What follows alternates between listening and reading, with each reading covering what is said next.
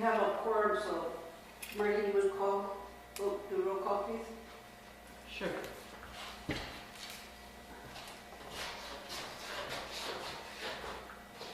Dave? Here. Donna? Here. Nicole?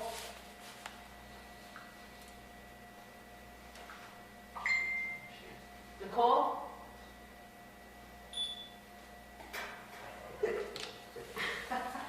Georgia? Here. Nicole is on, so there's 4 present.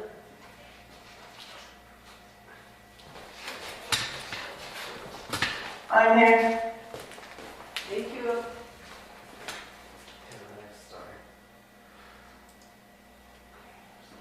Start you now. So we do a questions?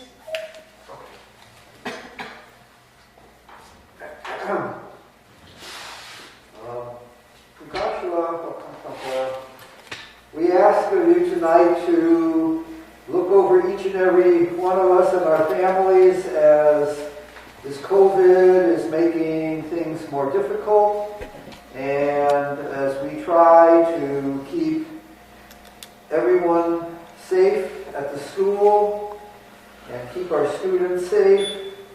And we ask that you guide our thoughts and our hearts in the difficult decisions that might be in front of us, and lead us and give us a way through this.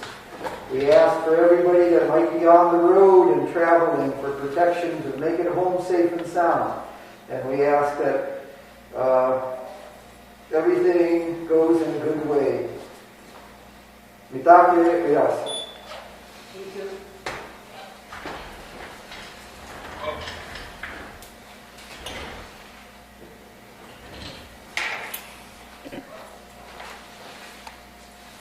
Next is, do we have any additions or deletions to the agenda? Did you hear me? Yep. Okay. I have nothing.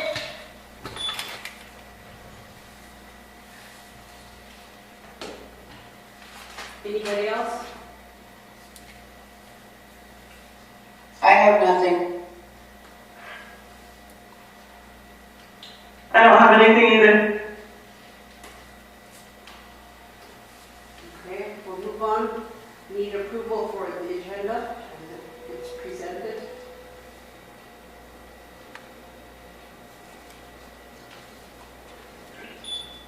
Donna, I'll move. Need a second?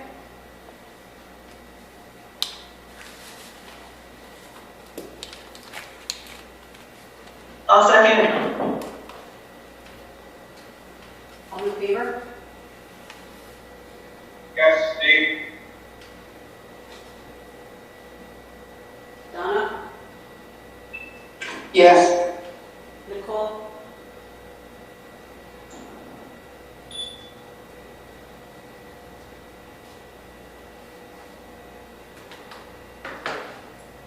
Nicole?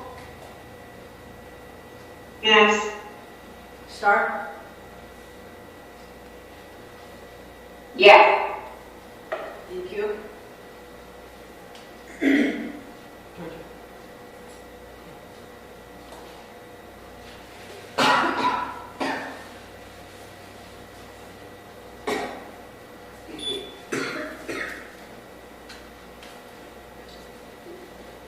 All in favor?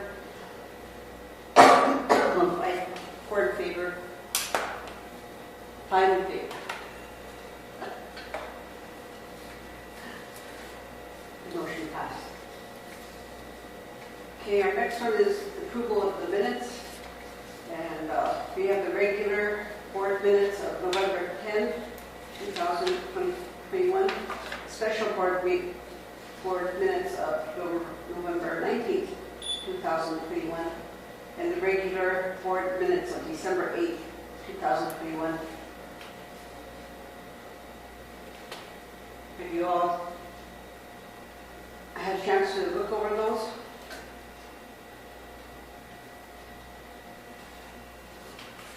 Yes, I did. Okay. Yep. So I need a motion to... Madam Chair, I'll move to approve November 10th. Okay, need a second? This is Nicole, I'll second. All in favor? Dave? Yes. Donna? Yes. Nicole? Yes. Star?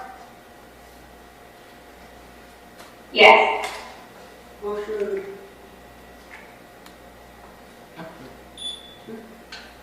Mike? I'm a yes.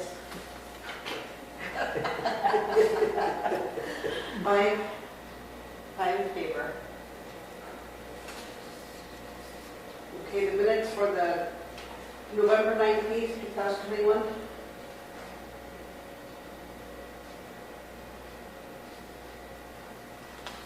Any motion?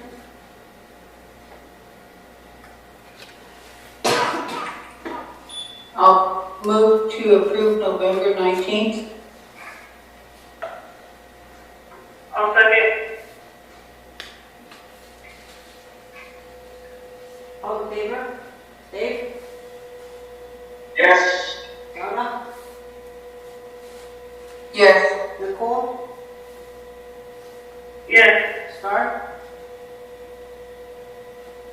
Yes. And Georgia?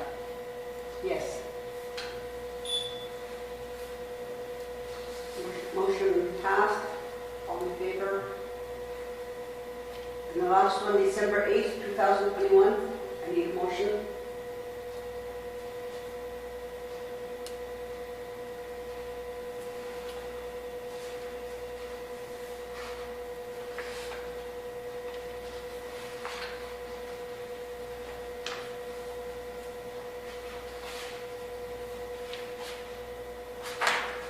Can you hear me?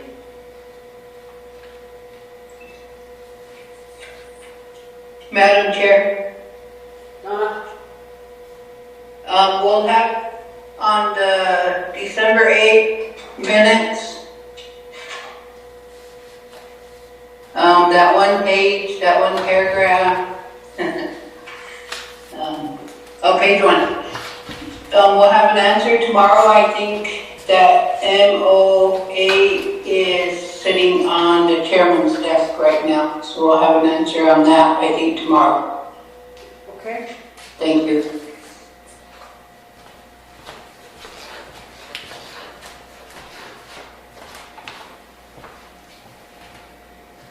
So we will go ahead and vote on this. Okay, so I need a motion to pass the December 8th, 2021 meeting.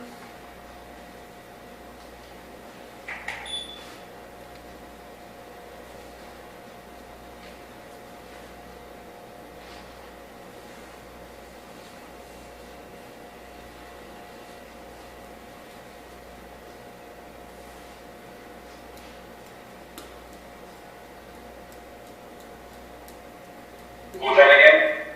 I need a motion to approve the minutes for the December 8th, 2021 minutes. Need a motion. This is Donna. I'll move. I'll move to.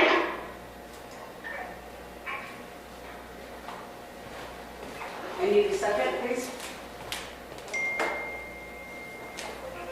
I will.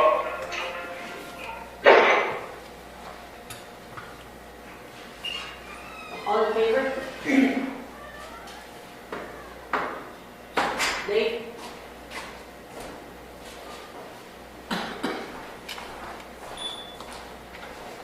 Dave? Yes. Donna?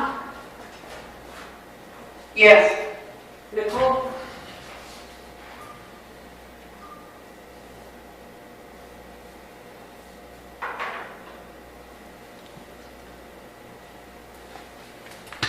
Star? Barr, Yes. Nicole,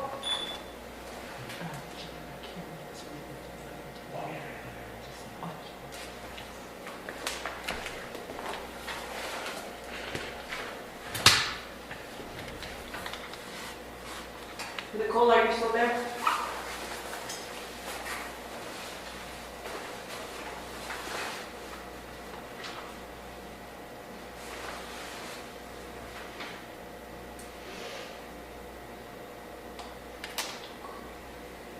Nicole?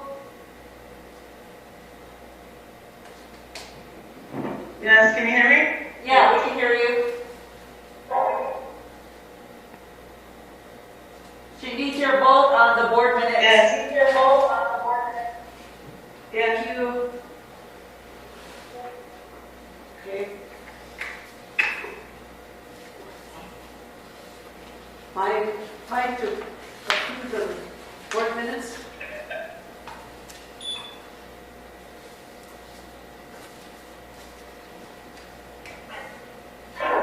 Okay, moving on, Superintendent's report. Good evening, everyone. We'll go down, we'll start with the first one. The first one is Joe's, and we had some federal program and fiscal, programmatic and fiscal monitoring review, and we did that in December. And we also had a BIE comprehensive consolidated school plan review too. So we had two major reviews with Dr. Sosi and the BIE from last year. So I'll let Joe take over from here about what happened. Good evening, everyone. I believe it was sent out in your email, so you should have a text copy. But briefly, back around March, they did a programmatic and fiscal monitoring review, which was basically a follow-up of a review they did about a year before. Now, this all includes ISEP funds as well as title funds, and that generated a report that they sent out about last April of a monitoring report, which would have been then for the school to review and make their corrections. Most of it was basically kind of the same idea, that there's supposed to be a plan for budgets, but there was insufficient data, as they say, insufficient data to confirm appropriate spending. So that was kind of their theme all the way through. So in a summary sense, then when they went back over it with Dr. Sosi, they picked out a few major issues which we responded to, and their response was being pretty amazed at how much we have improved since the last time they checked. So that was kind of where we were at, is there are still a few fixes to be made, but all of that is in process, and we are uploading it as they come available. And this is going to hopefully then close out this monitoring report. The next item was the Comprehensive School Improvement Plan. It's tied to Title I, but it's also related to ISEP. And that program, when we get all that paperwork squared away, they will then release the rest of our Title I funding. And the total funding is $1,695,946 for this year. I think at the present time, we received about maybe 650,000. So once all the other paperwork is in, and then we had a review about January 6th, as Danny mentioned. And this time it was with Shiloh Krolinsky from the Kyle Resource Center and Miss Allison Keplin from the Minneapolis area. And they sent their comments concerning what was needed, their opinion is what was needed for our documentation. And we are in the process of trying to comply with that. Basically, they, again, also were quite impressed at the quality of the documentation that had been already submitted. So their review of it was minor details that they say needed to be in all of our plan documents. So as I mentioned in the example, if we had a alternative teacher mentioned in the budget, and I believe that was mentioned in the school-wide plan, they just wanted to make sure it was all across the board to make sure that every document had something concerning that we need an alternative teacher in that part of the plan. And like I said again, they were, I guess to be honest with you, they tried to say, they made a little bit of comparison to other schools, and we're ahead of the game, to be honest with you. So those are the two reports and reviews that we are currently trying to complete. Hopefully in the next month for the comprehensive school-wide plan, and maybe hopefully the same time period for the programmatic review to get all those things finished and closed out. One final thing, we are in the process also of applying for E-rate for our internet services. And at the very bottom of that page, I put a motion that I believe needs to be done for E-rate, which would authorize the superintendent to approve the final vendor selections, approve E-rate contracts, and set aside an adequate amount of funding for E-rate projects in this coming cycle. We also need an authorization in the same motion that myself would be allowed to enter and certify E-rate paperwork on behalf of the school. This kind of sounds like a duplicate of effort, but it's necessary when it comes to the feds to prove that, yes, Joe Marino had the authority to push the button at the very end of it and submit it. So that is the end of my report, and any questions that you might have.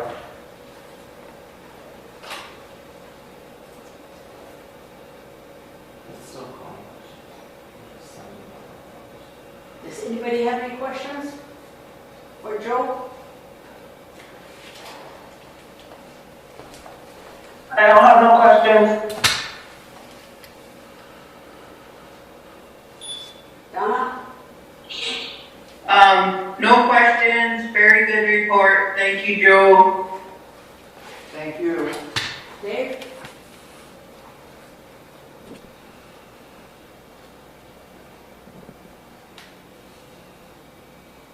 Star?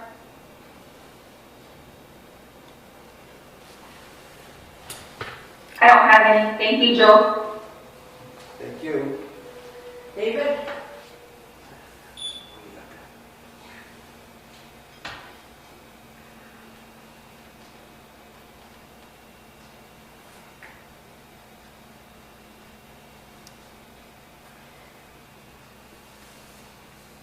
Dave, can you hear us?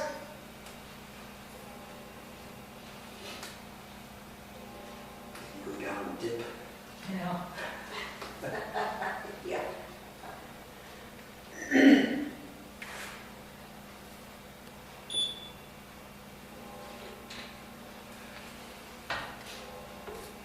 Dave?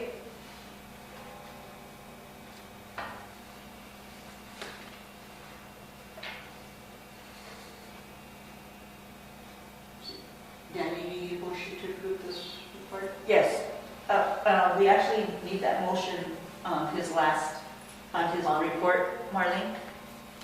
If we can get a motion to authorize me to approve the final vendor selection for E-rate contracts. And for me to be able to enter that stuff into the system. Okay.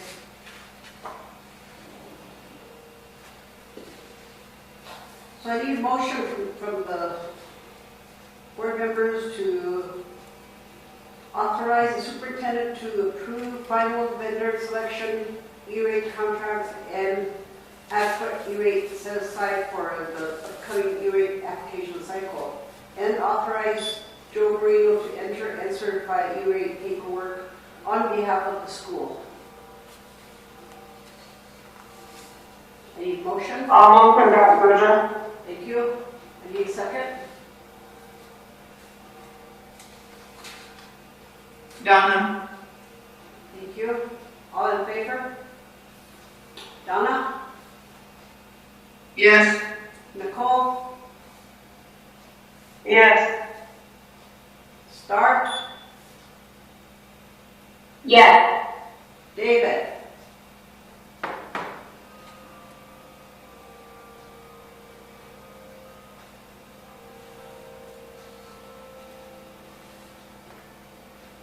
Motion approved. 4 in favor, one not voting. Motion passed. Thank you. The second part of my report is the hybrid model. So I'll start backwards. We'll start with Gina first to discuss, and I think we put that all in your packets today, the high school, middle school, and elementary hybrids, so that if you have any questions after they present, you could go ahead and ask the principal. Gina? Hi, everyone. Hello. Did you want me to share my plan, share a screen, or do you want me to just talk about it? You could share it. Okay, let me. Does she have sharing? Oh, no, it was disabled. Can you Okay. change that out? So our hybrid plan, our teachers are conducting virtual Google Meet lessons according to the regular schedule. Students will need to log on to their Google Meet classes every period. The students can access all of this through their school email. And attendance is taken at every class period. So what we did is we had the students come in and they actually packed. Can you guys hear me okay? Yes, we can. Oh, okay, can you hear me? Sorry. And so what they did is we had the students actually practice Google Meet classrooms with the teachers before they were sent home, so everyone could get on. So Monday and Tuesday we have freshmen and sophomore, freshmen and seniors, and then Wednesday and Thursday we have 10th and 11th grade, and then Friday is virtual. However, we do have some families who requested for students to attend every day, Monday through Thursday, and so we have that in writing so they can come every day. And so I sent a letter home to parents, and in it I put our regular bell schedule so they would know what periods each student has to get on. So that kind of helped us to reinforce that we're not doing the same old same this year, that the students are actually required to get on every class period with the teachers. So then we also sent home the student portal where the students can get on MACES.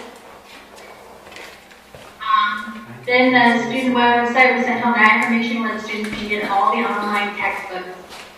So if they don't have to take home a paper copy textbook, they can have it right there online. So that was really nice that Margaret helped us to select those because that came in handy right now. Then I sent home all of the emails for the teachers so that the students and the parents can email them individually for if they have questions or they're stuck. And so right now, I have 15 classrooms, and each one has set up 6 periods a day, so it's like over almost 90 classes that I actually go into the classroom every period, and to make sure that all of the teachers are teaching and to monitor. It also helps me to monitor student behavior too. I think the one thing we have to work on is just getting our kids brave enough to turn on their camera, because some of them just don't want to be seen. But for some of them, I've seen as the week has progressed, they are getting braver. You know, I went into an English class on Monday and all of the student cameras were on, so it's kind of nice to see. And it's really neat to, something unique about this opportunity is I'm able to be in all the classrooms at once. And so I can see, you know, all of the teaching and learning. And there's some really good stuff happening. So I've been able to save some screenshots and stuff to share so that people can see. So I think we have just one last one. We're still working on one teacher for training with the new NACIS dual authorization that's required now. But he's technically on maternity leave, but he's going to come in tomorrow, and I'm going to train him on how to access it because grades semester ends Friday.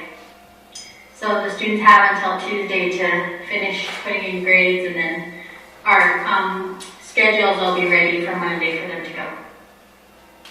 So that's our model so far. It's been doing really great. The kids who come in on their designated days are almost all here on their days. So the attendance for when they're here are really good. We do have to work out more students logging in at home, but I think it's mostly because they don't have Wi-Fi yet. But I think once we get that in, it's going to solve a lot of that. And some students do email me and say, you know, I don't have Wi-Fi at home, so please excuse me. And so we've been working with them too. Is there any questions?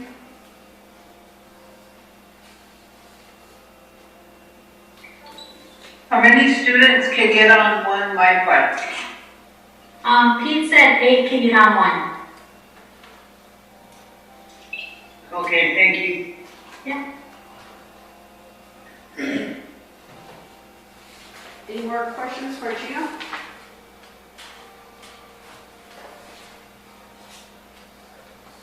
If not, we'll move on.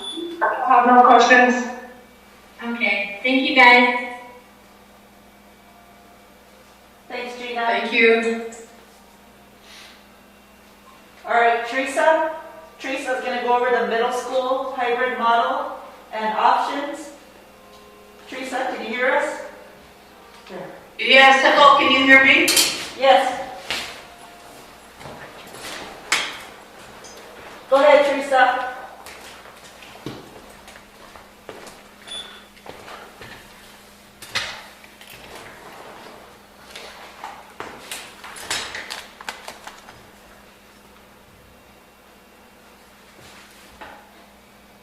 Teresa?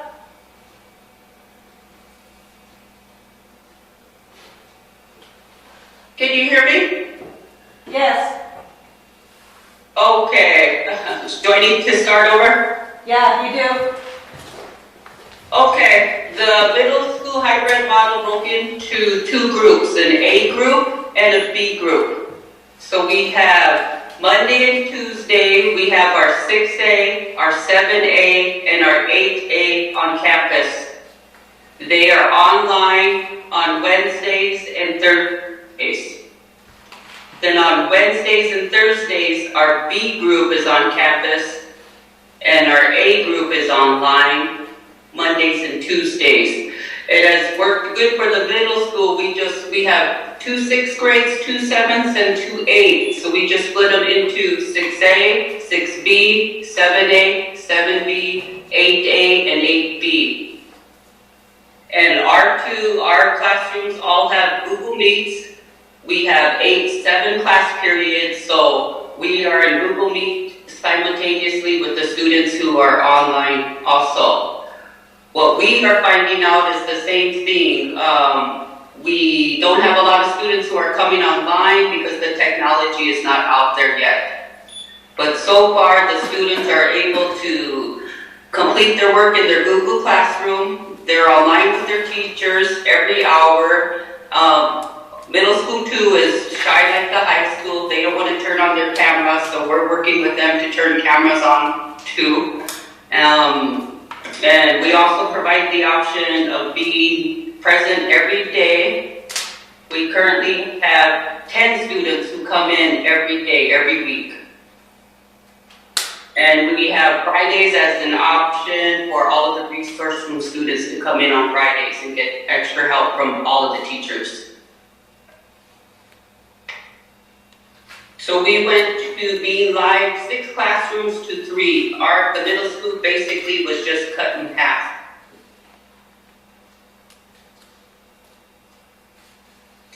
And I guess that's all for us. Any questions? So Teresa, all your texts are online too, right? You have electronic versions? Yep, that's right. All of our curriculum, the HMH curriculum is all online. And we too, like before we got ready for our hybrid, we practiced with our kids. They all went home with all their usernames and passwords. And what we're finding out is a good thing. The middle school students, they seem to forget their passwords, so they know how to email their teachers and re-get their passwords sent to them. So a lot of talking back and forth by email with teachers and students.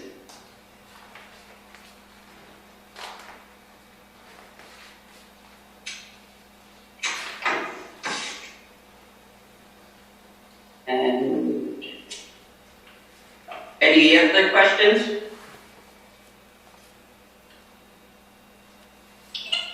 Is there incentives for students in in 7A for getting online? Yeah, we're keeping, what we did is what we told our kids, it's the same thing like when you were in school. The same way we earned our points is the same way you earned them either online or on when you're present and face to face. So our incentives didn't change at all. It's just where you're at when you're performing. So yes, there is incentives. Thank you. Yeah. Any more questions?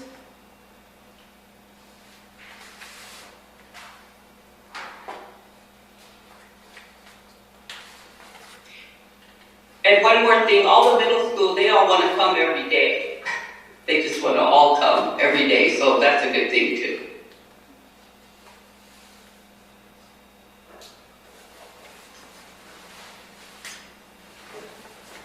All right, thank you very much, Teresa. Richard, can you hear us?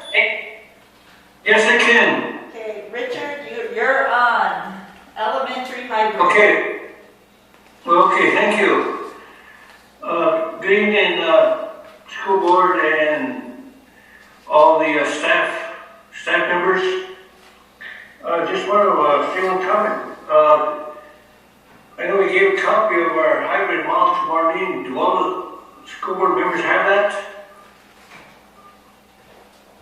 Okay, thank you. So I'll go over it. Okay, we got the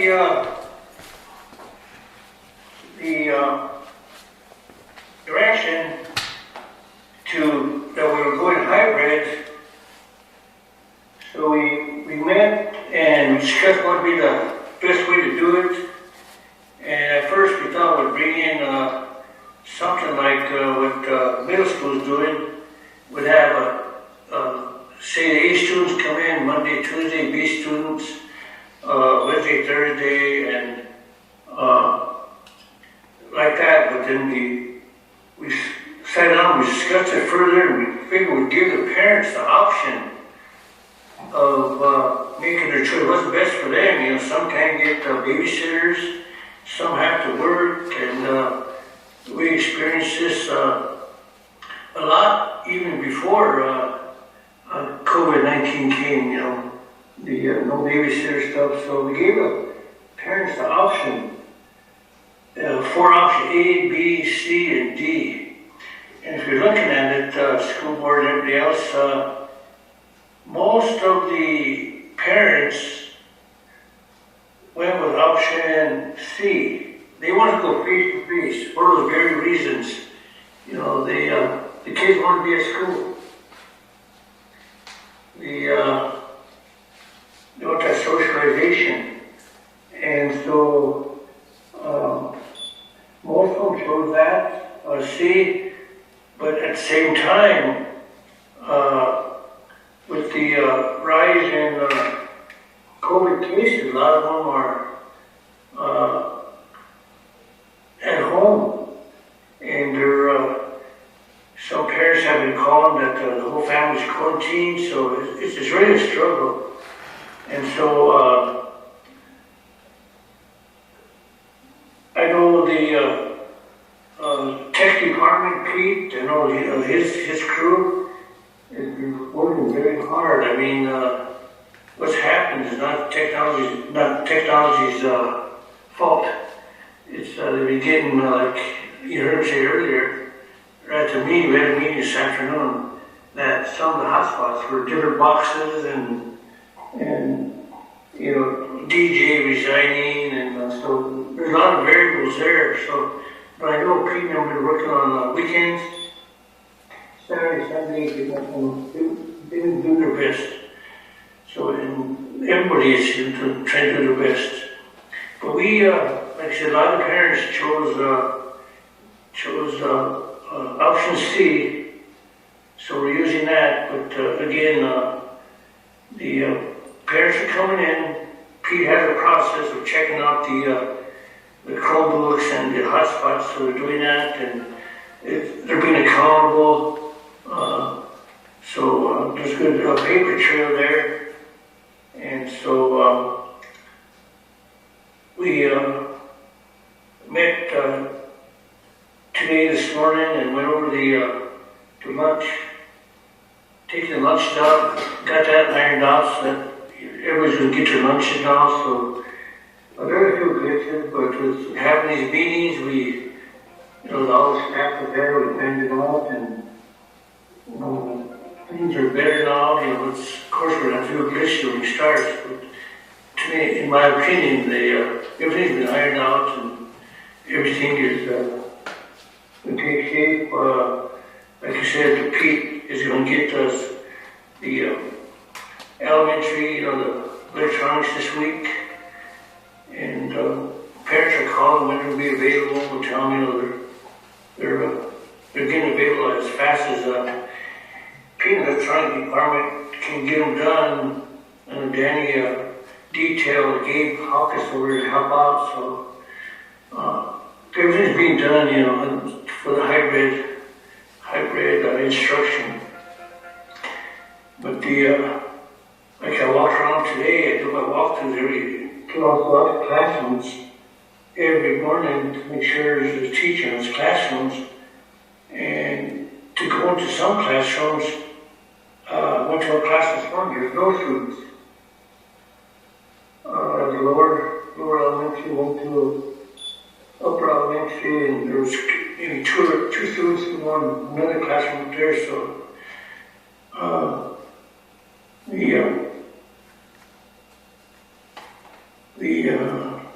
parents are keeping them home until they get to the electronic devices. But like I said, we're trying to do the best they can to get them to them. And so we had a professional development meeting last night, and there was one again tonight. And one of the things on the agenda was the Google Classroom, making sure everyone knew how to go into the classrooms and observe the teacher teaching the students. And so we got some teachers that are really good. And so some of the parents that have to take over those classrooms where the Filipino teachers are not here, that they know how to do the Google Classroom. And so I've talked to some of them and told them to get with those teachers that really know it real well and learn from them how to do it, because, you know, we got the word think it was yesterday that was going to go until the end of the month hybrid, and who knows what's going to happen after that. So we're getting ready and getting everybody trained, and so trying to make all the right decisions, and so the children learn. You know, they want to, like we said, they want to socialize, like being at school. And so, but again, we're still mandating the mask, the social distancing, sanitizing, and the students are kind of reluctant. Some very small percentage to wear the mask, but you had to stay on the teachers and continue to enforce that, so it's better, especially the little ones down there. So everything's being done, for the kids, and so that's it. If you have any questions?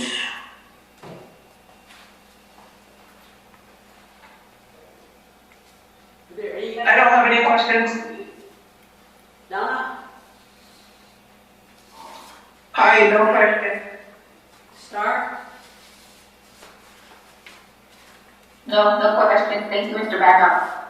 Thank you. I'm going to have Barb discuss a little bit about the online choices here, because she's the one that got those set up. So Barb, can you explain those online choices? Yeah, good evening, everyone. We do have multiple online supplemental programs that were available this year and continue to be available through the hybrid program. We have Achieve 3000 and Smarty Apps, which are reading supplemental programs. We have Math Achieve in middle school, which is a supplemental program. We have iReady, which is reading and math supplemental programs. And we have a new one called Learning Ally, which offers a wide variety of audiobooks so the students can choose or the teachers can assign, so the students can listen to books. These are all in addition to the online digital curriculum, which includes not only the student book, but it includes all of their assignments, includes their assessments, their tests, their quizzes, and also the online version also includes video clips and tutorials for students that they can select or the student or the teacher can assign. So in addition to just the curriculum, and the curriculum is in reading, math, science, and social studies in all 4 areas. They have digital access to all of that on their Chromebooks. Then we have these other supplemental programs, and the students have been participating in Achieve 3000 and Achieve Math, and for the entire year. They just got into iReady about a month and a half ago, and Learning Ally just got programmed this month. So in addition to the curriculum, the teacher and the students have the choice to use these supplemental programs to expand their learning and their assignments or for tutorial purposes or supplemental purposes.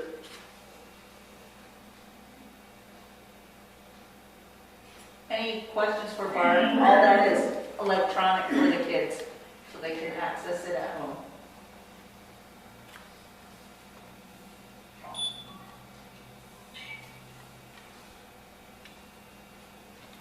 Any questions?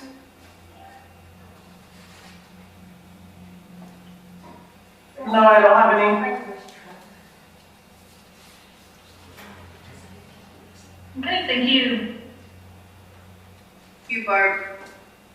Thanks, Barb. The next part was the updated athletics activities plan, and Trevor is on some personal business, so then I'll just review the highlights of that plan. Basically, what we did was we shut the gym down, so there's no fans that can be there just because of the rising numbers. So we have live ticket that they can go and go get on for the games. And actually, Terry said we had over 400 participants, and that's actually more than that come to the game when we were in person.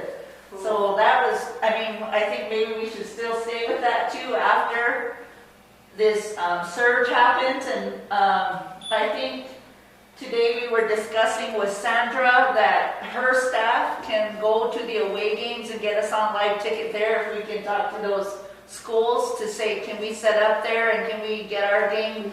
And then have a link for it for our parents when they're on away games.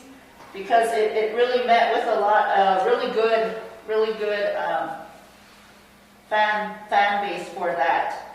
And basically what he did was he had his athletic COVID hybrid So plan. we can't see a bunch of stars down on the cool bar, they can't see them. That's where we have our meetings.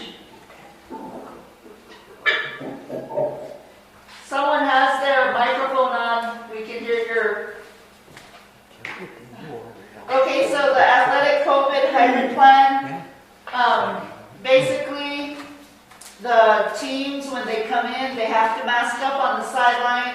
All the workers have to mask up on the sideline, no fans in there, and basically they're taking their temperature and basically the mask there, and they're following all of those different asymptomatic 90 days, that kind of thing. So really going with that, the plan by looking at the South Dakota High School activity plan and the plan for re-entry. So we're taking it really serious with our athletics and activities too. So that was really a good written plan by Trevor. The next one, Pam, are you on? Pam? Yes, I'm here. Pam, you want to go over the highlights of the updated COVID plan, please? Yes.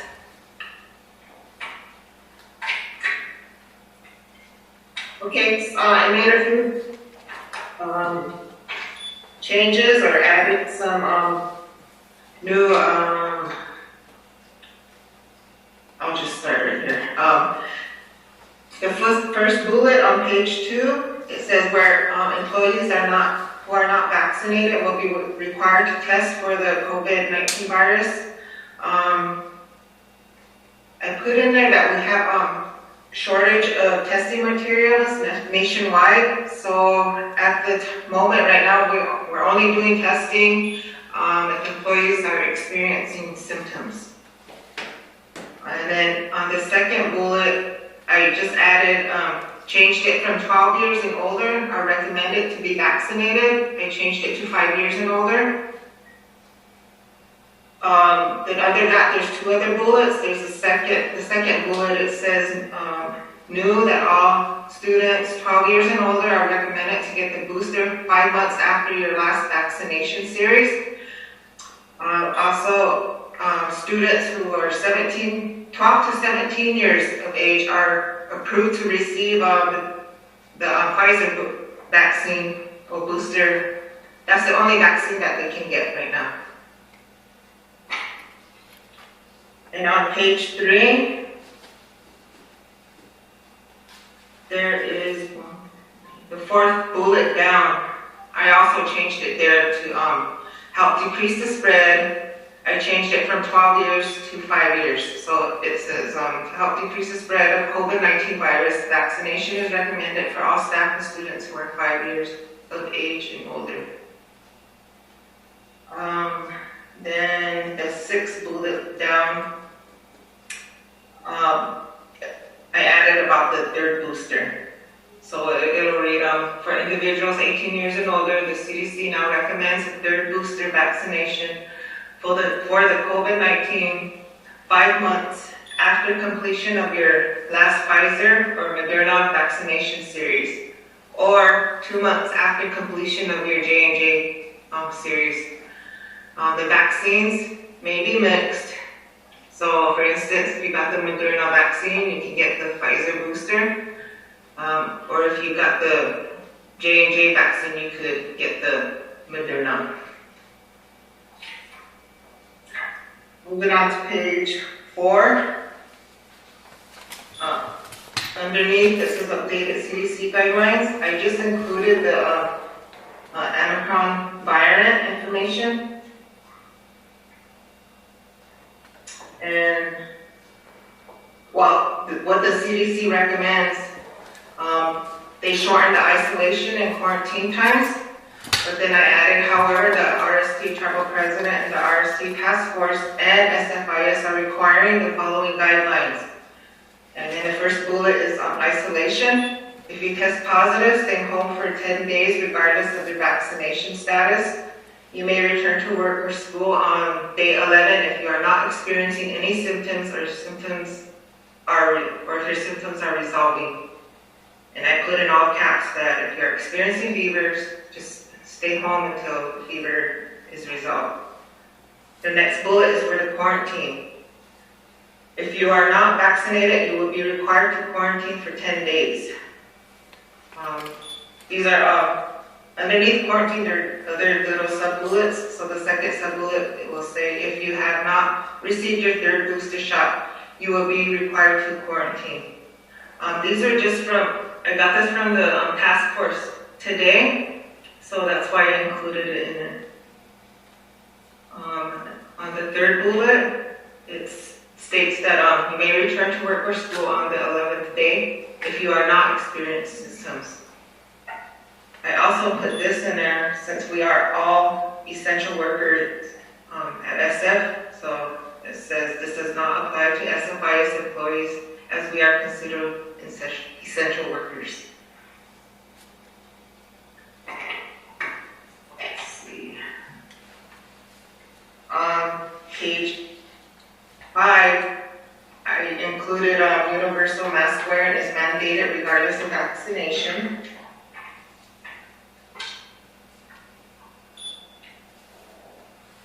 And on 6, where it has the close contact for students and staff, on the staff one, I included as essential workers, you are required to report to work regardless of vaccination status unless you are experiencing symptoms. And if you are experiencing symptoms, stay home or see the nurse for further evaluation. Further down, for student, it says any student notified as a close contact will need to quarantine for 10 days unless you have received your third booster vaccination. Student may return on day 11 if they have a negative test on day 5, 6, or 7.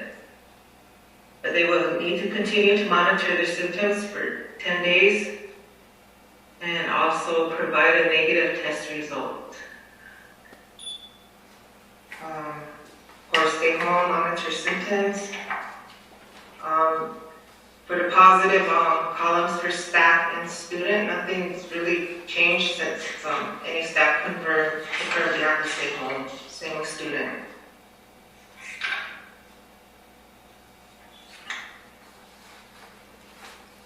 And that's it. That's what I included in our updated plan. Pam, can you give the numbers to the board for staff, student, on your spreadsheet by school, elementary, middle, and high school, for staff and student that are in your spreadsheets right now? Okay. All right. I didn't really break it down per elementary, middle school, and high school. I didn't get that part in. But so far we have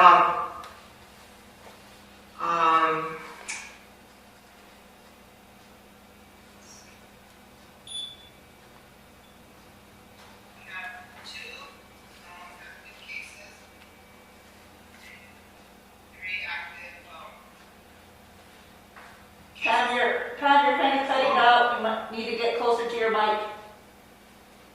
Oh, okay. There you go. We have 2 active student cases right now and 3 active employee cases. The numbers overall are our total cases is 6 students and 7 staff, and 13 student contacts and 1 staff contact.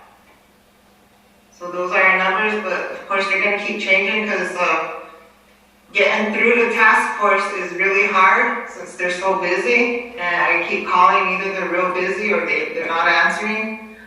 I have been getting like names from different staff members, so I just write it down and then I call them with that, and they'll say they're going to check into it. And when they can, they've been giving me a call back.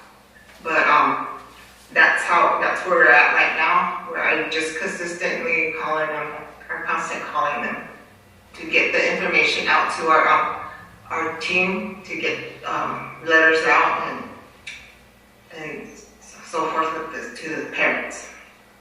So Pam's been really good about monitoring and checking with principals and checking, and families have been good about coming forward saying, I'm a contact, or this one of my family members is positive. So we started really tracking starting January 7th when we came back. So she's still going to continue to track internally.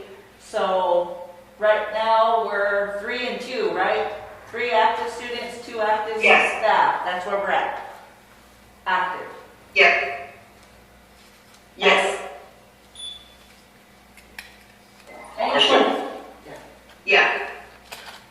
Are we gonna have, is there a certain amount, like number-wise, before we, go fully remote, like let's say 1.something% or so many students, or you have a plan like that, or a certain number before we, you know what I mean? Yeah, so you want a threshold.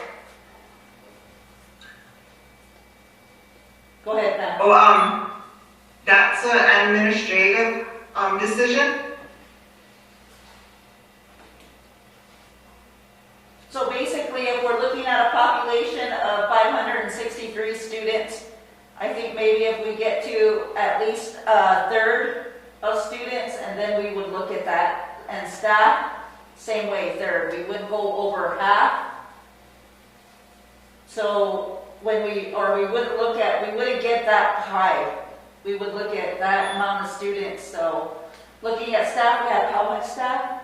170 something roughly. 177 student staff and 563 students. So maybe we look at 100 students being positive, and if we look at maybe 30 staff, then we can look at going full. Right now we're at 3 and 2. 3 active, 2 active for staff.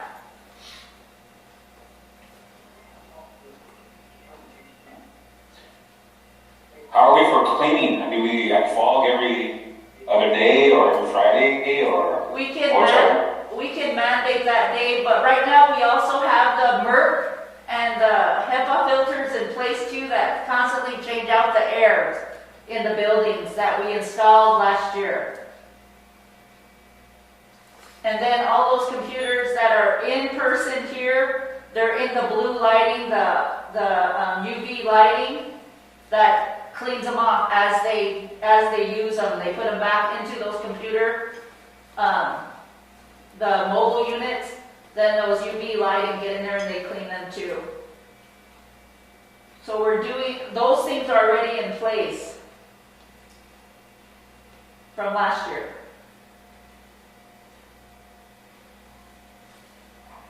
Okay, thank you. Now, Dave, at the elementary, we asked the task force to come in and every Friday, when everybody leaves, to fog the whole building. Awesome.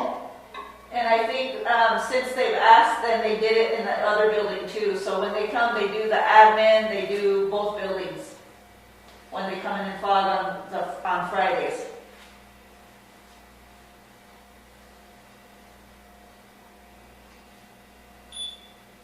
Are there any more questions?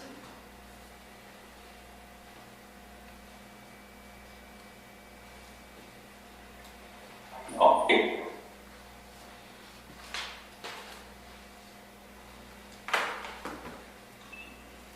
No questions.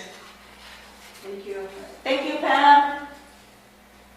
Pam's been really good about working with the task force and keeping up on the CDC guidelines and any questions, she calls Deanne right away because they put Deanne back in. So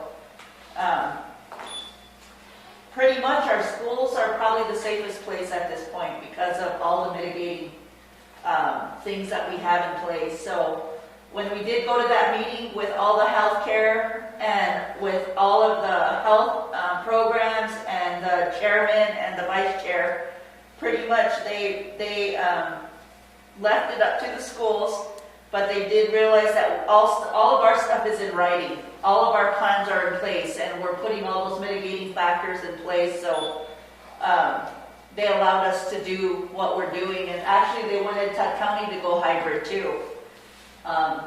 So they're working on Todd County to go hybrid. So my recommendation is to go till the end of this month for hybrid. If we we can do a board motion to that effect to go hybrid till the end of this month, just to get through the month of January and then reassess on the 28th of January. And then my other request, and I was talking to Joel about this, is in October, Georgia requested that we give a stipend to the students who get vaccinated. We'd like to do that now too. So if I could get 2 motions and we could get, we're saying $100 per student now.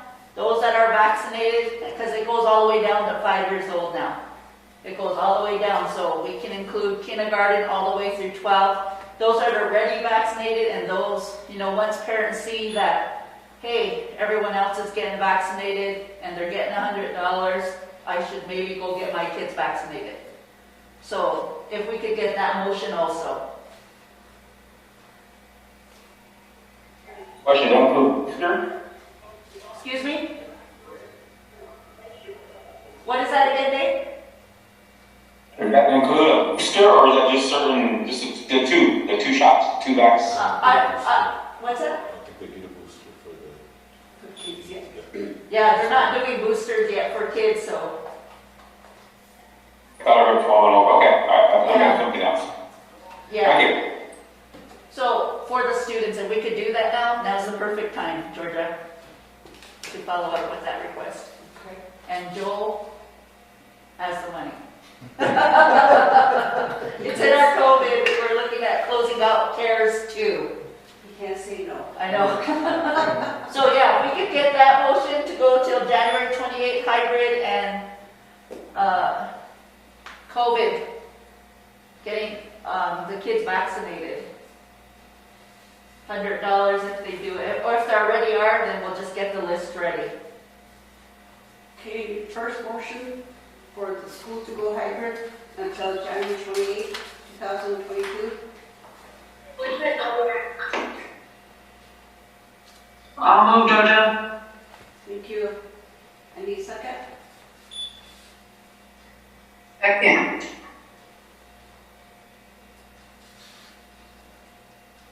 All in favor? David? Yes. Nicole? Yes. Donna?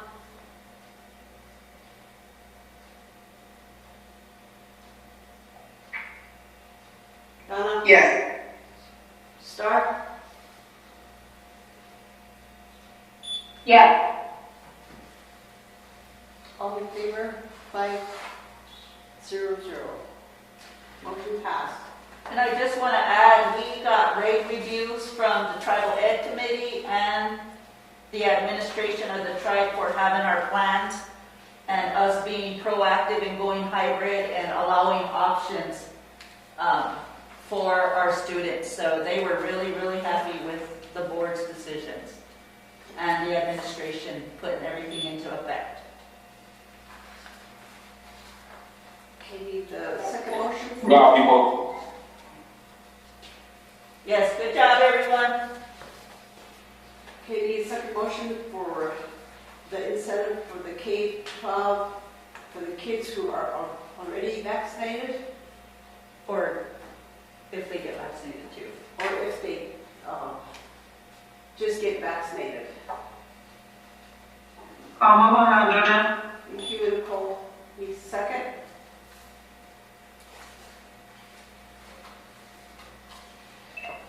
Second.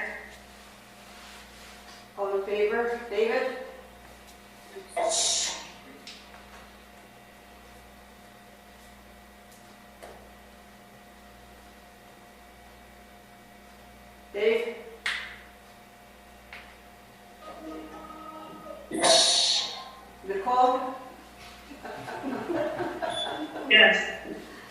Donna?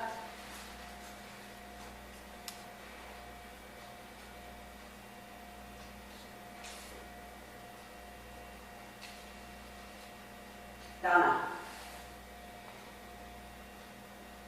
Yes. Stark?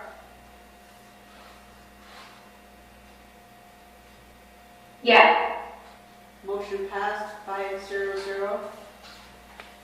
Motion approved. Thank you, board, for that. And the final thing is the operation and maintenance year-end annual report. Everything, all the annual reports were all due in December, and so everything met the timelines. And since Joel helped with that, I'll have Joel do that report. Good evening again. The operation and maintenance report is an annual report required by the Bureau. It is similar to all the other annual reports for federal programs, and it starts off basically with the funding and expenses. For us, it also includes a general description of what operation and maintenance does. To make it more specific, so you know, operations is like all of the activities involved with heating the school, the electricity, the propane.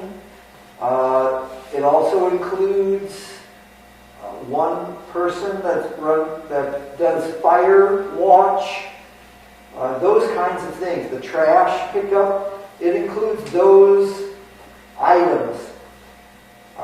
Then the maintenance part of it deals with mostly the personnel, such as Fred and the Aragon and Keith and Stan,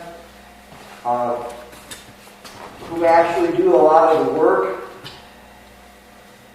replacing, fixing up the trailers and the school buildings and issues of that nature.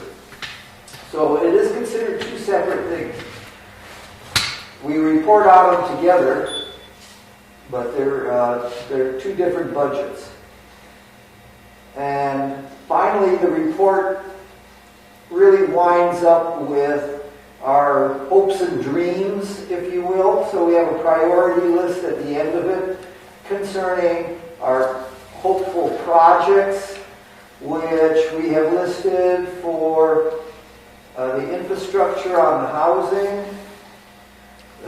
We keep bothering them about the track field, and now we're going to be pushing middle school. Those are the big topics that we put on our list of what needs to be done as far as operation and maintenance of the campus. So in a nutshell, that's pretty much it. I believe somewhere along the line they were mentioning environmental issues. We covered that in there as well. All the reports and plans which O&M needs to keep track of as far as, like, say, the spill plan, if there's a spill of gasoline or such a thing, and other environmental issues such as the report that's coming up in March for hazardous chemical listing, things like that. So that is all covered in that O&M report. And that should have been included in your packet. If there's any questions on that. Madam Chair. Dave? Joe, what about our roof at the K5 building? How are we on that one? The K5 building, that was listed as well, and we're kind of at the mercy of the Bureau on that. They had people come out and look and evaluate the roof and make a report report. It's obviously in need of repair. At this time, I just talked to some more Bureau people this morning who were looking at our heating boilers. They make the reports, but we don't see them. So all we can say is they put in the report, supposedly, and then the Bureau takes action to try to either allocate funding for it that we can act on, or like in the case of the administration building, we're requesting payback money for the amount of money we put into it to renovate it due to the mold contamination. So right at this point, we're waiting on the Bureau.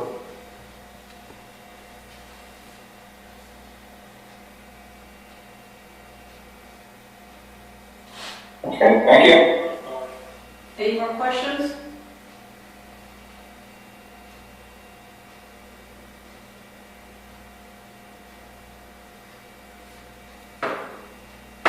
If no more questions, I need a motion to approve the facilities management annual report for 2021. I'll move there. Need a second?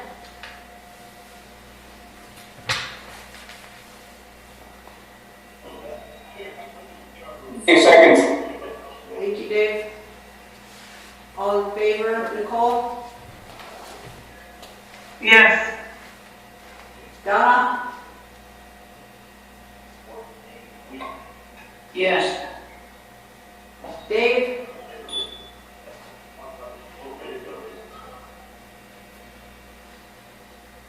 Dave, yes. Star? Yes. All in favor? 500. Motion passed. Okay, the second part of my report is just some school development. Our annual report is going to be to the tribal council now. It was going to be the education committee, and maybe Donna can talk a little bit about this. We were scheduled to go on January 6th, but they postponed it due to one of our council people passing away. So we did now, I think, Marlene, did we get everything sent down there? We have 2 big binders of what they wanted for documentation, and those have to go down there. We copied everything for us, and then everything will get sent down there. Nicole, you'll probably be the one contacting me again? Yeah. When we get on the agenda to do our report, so we'll let you know so you guys can come in there and give us support when we go in front of council now. Donna, we're not going in front of education committee anymore, it's full council, right? Because I think Nicole said, Scott said they wanted to Regular council. Yeah, they wanted to hear us and SGU. So it'll be full council now, not education committee that we're going to report to. So when Nicole gets back with me, we'll set that date up. Our audit and our audit findings, along with the 100-297 annual report, were sent down to the tribal secretary, and we did get the cards back to say they received it. Joel, I think I gave them to Star to give to you, or? I've got a copy. Oh, yeah, those cards. So we did get those sent down already to the tribe. So just FYI. Cherry Todd Electric, the legal action, I'll have Troy explain that a little bit, because that started when he was in there, right, Troy?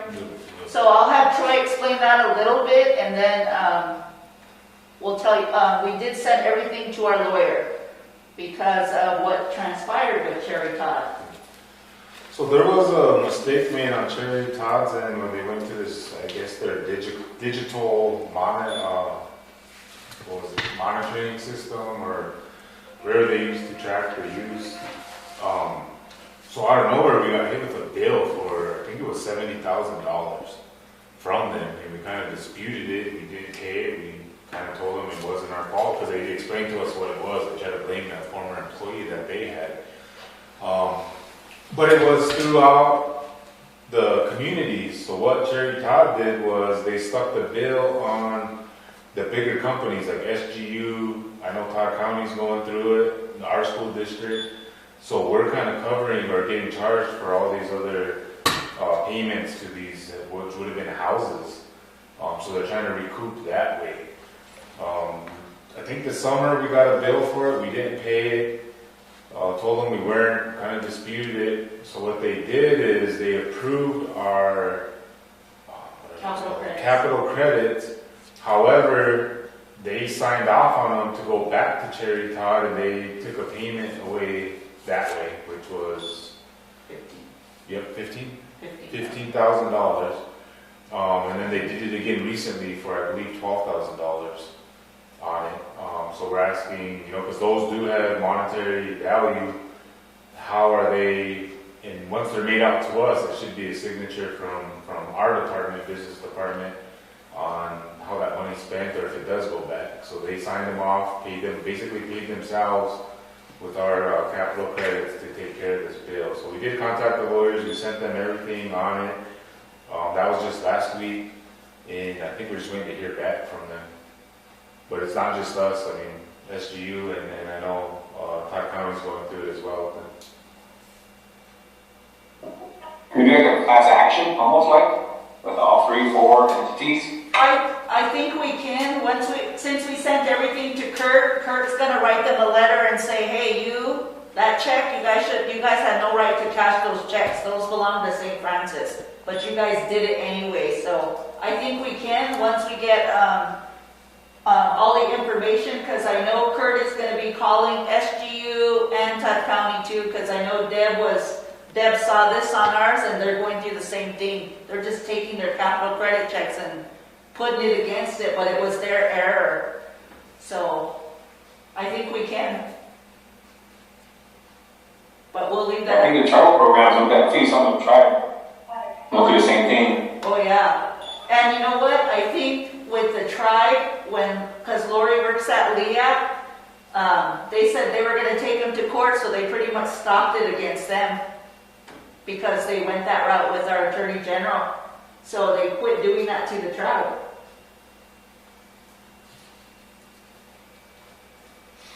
Have we talked to the Tribal Utility Commission about this? I don't know, I don't think we have. That might be something. Because I also think, doesn't some of those committee members, or two of them, sit on Cherry Todd's board too? Isn't Sean on that committee? Yeah, one of them on Cherry Todd, yeah, so I know there's. But it's been for some time, and just the whole thing doesn't feel right. I mean, especially for us to be paying other people's charges just for them to recoup. But I did reach out, this was before, to SGU and whatnot, and kind of got the story on theirs, and they told me they're in the same boat, and speaking of people from Todd County, it's the same thing. They're just trying to bully their way, and their mistake.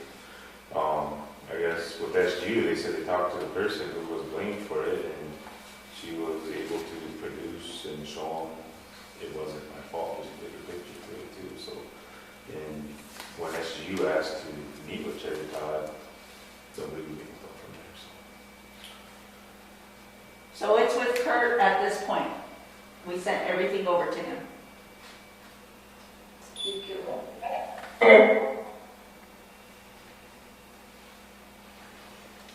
Okay, the last one, we had a review for our Human Resource Department, and I'll let Troy discuss that, of what things we need to work on in that department so that we are in compliance with Bureau standards. So, right before we went on the break, we had the BIE show up, actually a day early, kind of surprised us.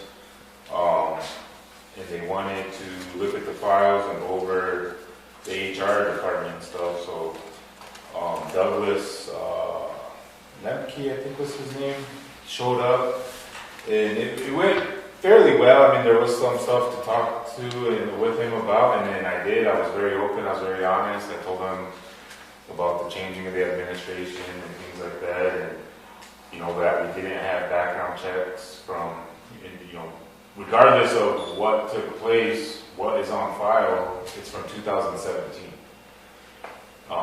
So we went through everything, told them we were, doing the drug testing, we were doing, not only the background, but also the I-9s and things like that. So one thing they changed is they want everything back into the file. But previously we had I-9 separate files, working with the people down south for the adjudication, and we just didn't have a lot of stuff in the last 4 or 5 years in the files. So that's when he wrote his report. So I put my responses in there. I think it should be in your guys' packet. He had the findings. There was 10 of them. And some of his language that he used, where he put, there wasn't this, there wasn't that, when in fact there was. So in my responses, I reiterated that to him.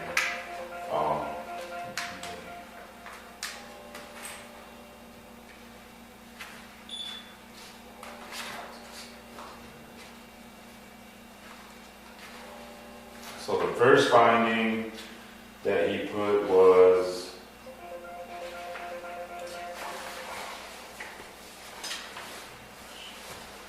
the school does not conduct a background investigation to determine the degree of risk of some individuals that have legal or other recognized duty for the care and safety of children.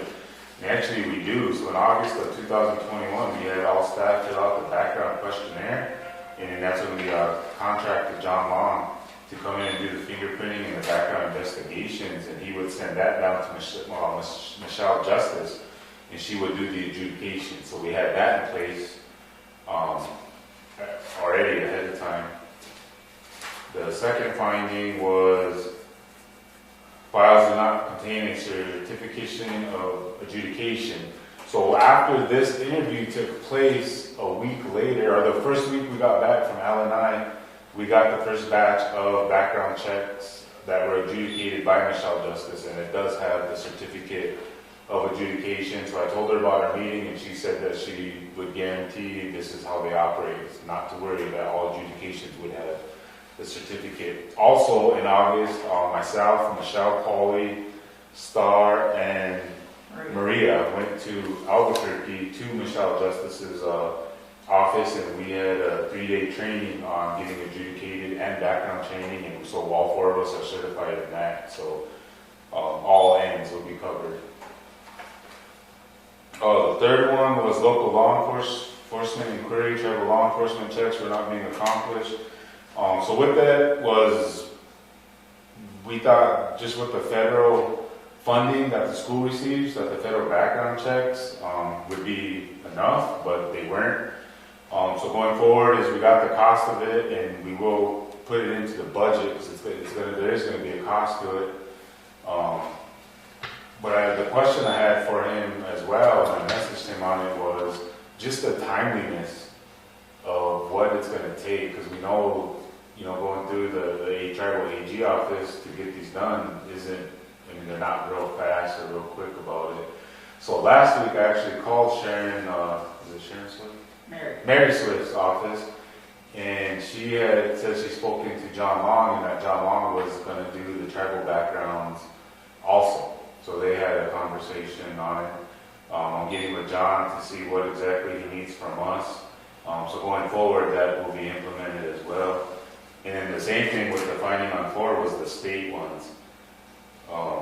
Doing the state background, which again, I've been in the federal because we don't receive any state funding. I didn't think we needed to at that time, but they're requesting all 3 levels. So going forward, we contacted the state. We got what it's going to cost per test. They're a little bit quicker on it. So once we get into the budget, and Douglas knows all this, and I told him even if it took us till next year to get it into the budget to pay for these, he said that's fine. They just need to know what the status is and what the fix is as well too.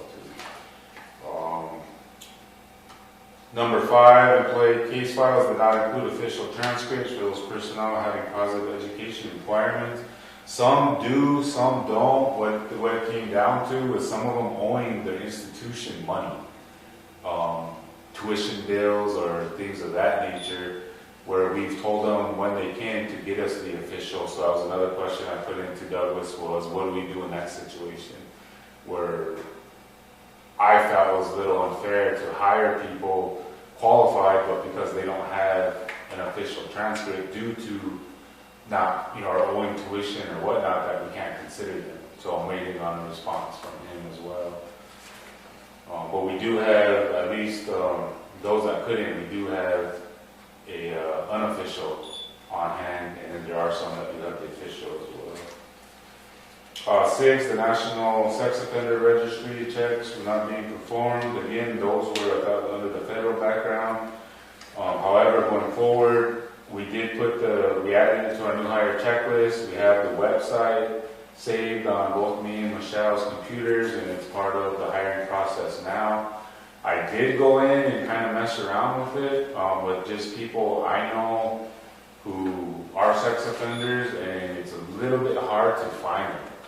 And really didn't have any luck with the federal side. It was easier to really go, call the tribe and get them that way, or even look it up on the South Dakota federal side than it was to use this. But both me and Michelle are still messing around with it and tinkering it with it to try to figure it out. Number 7, the reference check. So the reference checks were being completed. What BIE wants now is documentation of notes that were taken during the reference checks, and that's something that we weren't doing. So in there, it will be include the time, the date, who was interviewed, as well as notes and the number that was called. So those are all part of the new hire checklist too, as far as references. Number 8.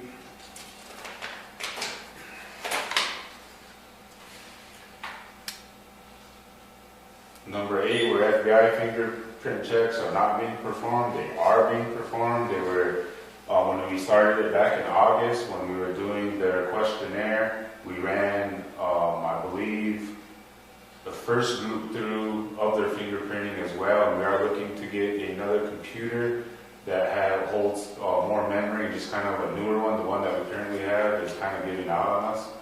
But the fingerprint checks have been being completed. And they go straight to the FBI with the system that we have. All you're doing is the 4 fingers and the 2 thumbs. And then you send it in, and then they email you the result. So that doesn't even come from Michelle Justice, that comes from the FBI place. So we get those pretty quick, actually. But number 9. Number 9, the finding was citizenship for legal authorization to work in the United States is not being verified or completed as required. That is being done. At the end of May, we made it part of the end of year checkout for the employees that they needed to do a current W-9 to receive their last final check or to have their checkout approved. So all the employees did at that time submit new W-9s, and I think we did our I-9s and the W-4s at the same time. And then with every new employee, we've included in part of the paperwork. And we're not filing them separate. We're putting the I-9s into the personnel file that the BIA has requested as well. They get a copy, the office gets a copy, the file gets a copy, and the payroll's getting a copy as well. So it's spread out 3 different ways. Same thing with the W-4s.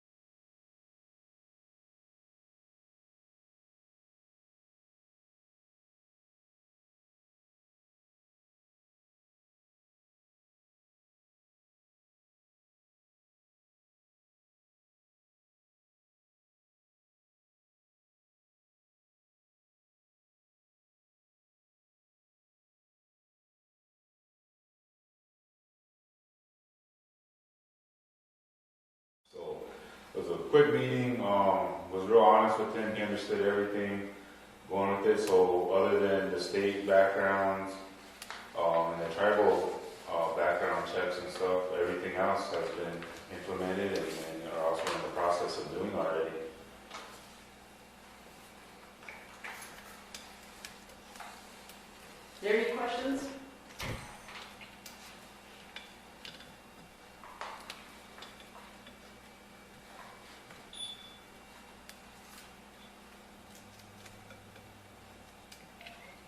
No questions. One thing to note is that there was a lot of corrective action they had to do just to even clean up the files.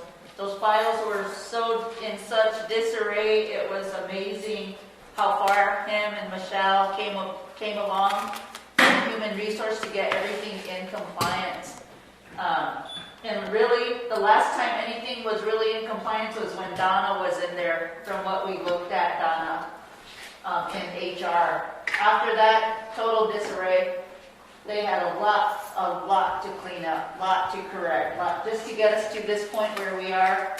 Even contracts, stuff like that, just minor things that should have been in there were not there.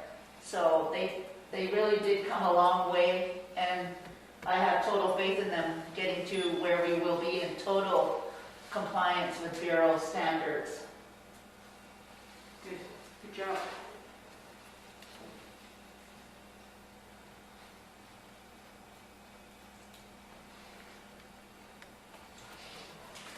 Thank you for that. I totally agree that after they get it done, well, I guess it never ends because every year someone has to get that 5-year background check. It's a continuing job. Thank you.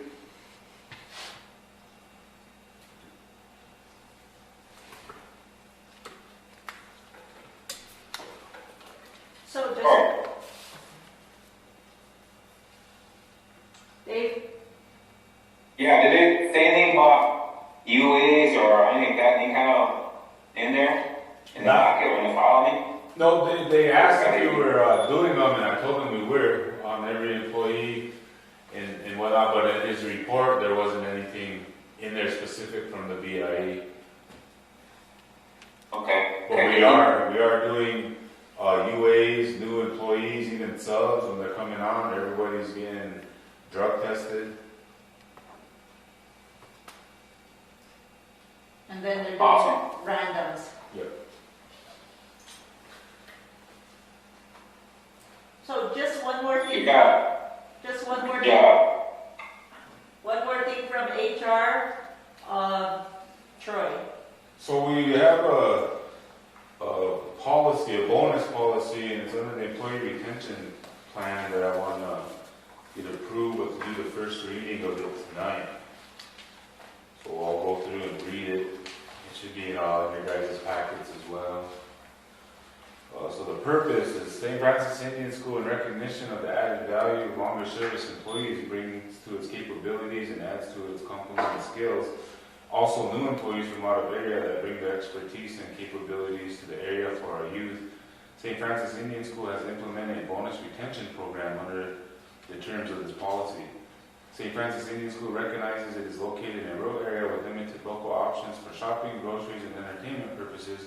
We would like to use these bonuses as retention practices for employees to return to our school, as well as to boost their morale. Overview: St. Francis Indian School retention bonus policy operates on a fiscal year basis at the commencement of each fiscal year, as well as at winter break. St. Francis Indian School makes a determination as to the level of retention bonuses to be paid to eligible employees who are in active status at the beginning and at the close of the fiscal year. Thus, amounts may vary from year to year depending on the profitability of the St. Francis Indian School. Retention bonuses are taxable income to the employee and must be added to the employee's compensation in the year in which they are awarded. In view of this, the company, as an additional retention incentive, will provide a gross-up to employee income by paying the taxes for retention bonuses so that employees will receive an annual amount indicated above net of taxes.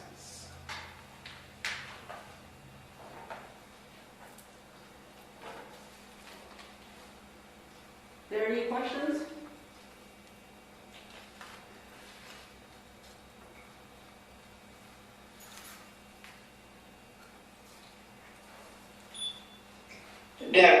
That is in effect when? Well, this is the third reading. We just needed the policy to be more specific for Title I purposes because they asked about a policy on there, but also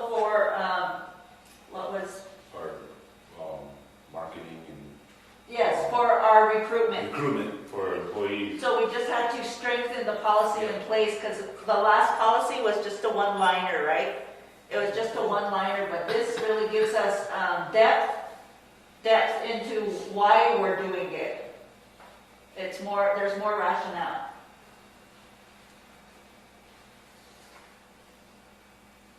Okay, thank you. The hardest word to remember. This is the first reading. Yep, this is just the first reading, so if you have any suggestions or recommendations after you read it through again, send them to Troy, and we can get them in there before we do approval on the third reading. We take out the word bonus, Okay? incentive or something, you don't use bonus. Some, I don't know, maybe a different word.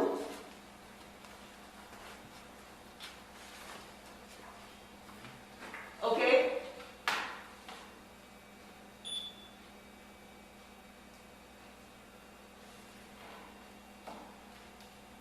Any other recommendations from the floor?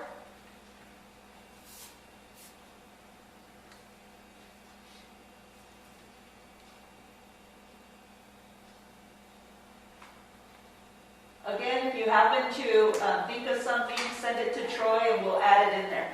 Or we'll delete whatever you guys want us, so we can get it approved and Thank you. it'll satisfy our federal grants too. Yeah, good little tool to recruit. Yes, because recruiting season is about ready to start here. So the next part is our personnel, and I think we need executive session for that. Any motion to go into executive session? I'll make a motion to go into executive. Nicole, need a second? Second. By Donna. All in favor? Oh, just a comment before we go.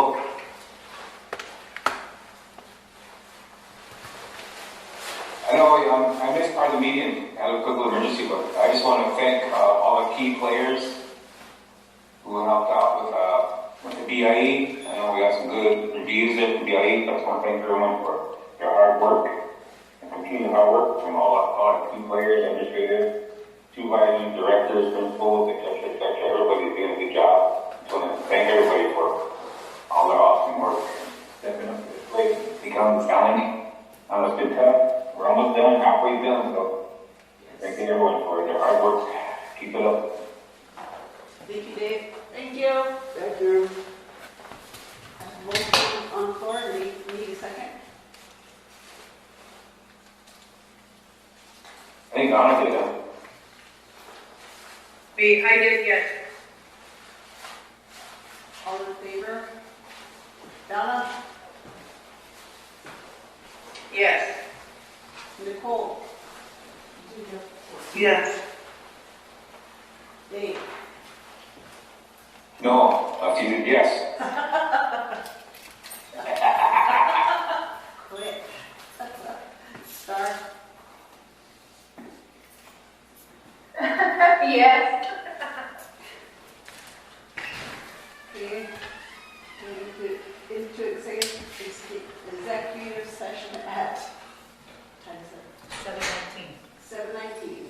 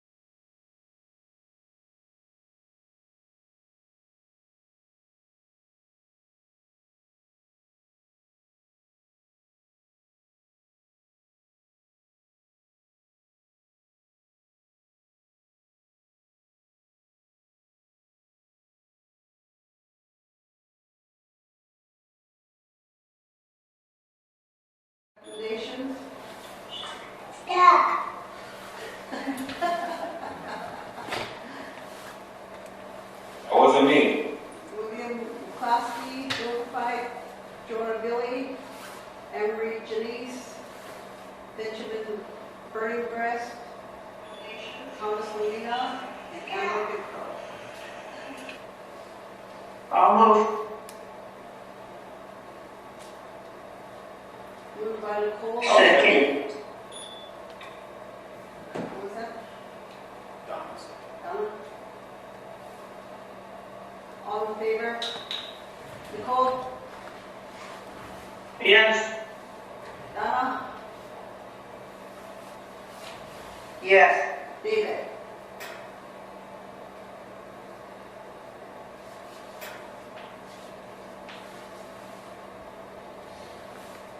Yes. Okay, all in favor, motion, all in favor, 500. 400. 1, 2, 3, 4. Sorry. Okay. 401. Need a motion for, the resignations, Names on file. names on file. I'll move. Nicole moves. Need a second?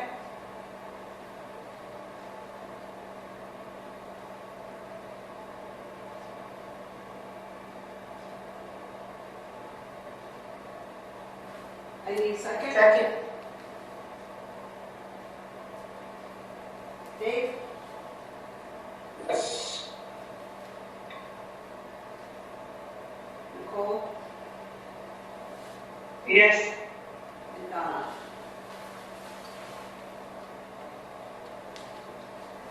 Yes. 4, motion passed. And the last one is for the sabbatical. Motion on file. I need a motion. I'll move. Nicole? Second?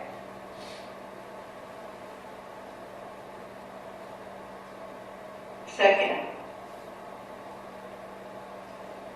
All in favor? Nicole? Yes. Donna? Yes. David?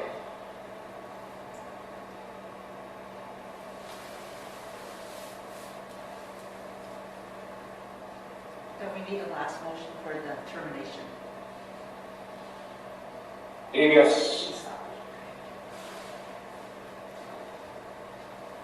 Motion approved, 400. Got one more, termination, name on file. We need motion. I'll move. Nicole moves. Need a second? Second. Second by Donna.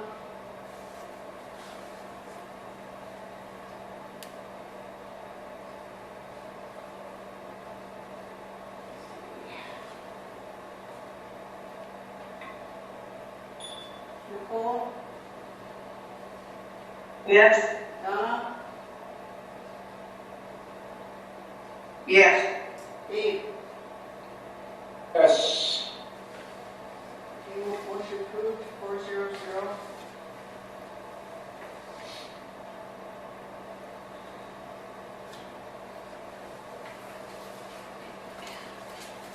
Do we have anything else?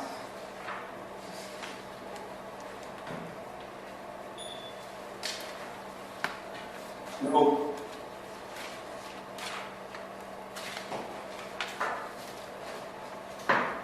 Is that it? That's it. Need a motion to go into adjournment?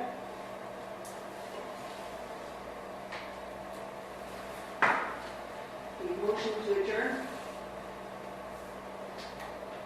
I'll make that motion. Nicole, motion. Need a second, please? Second. By Donna. All in favor? Donna?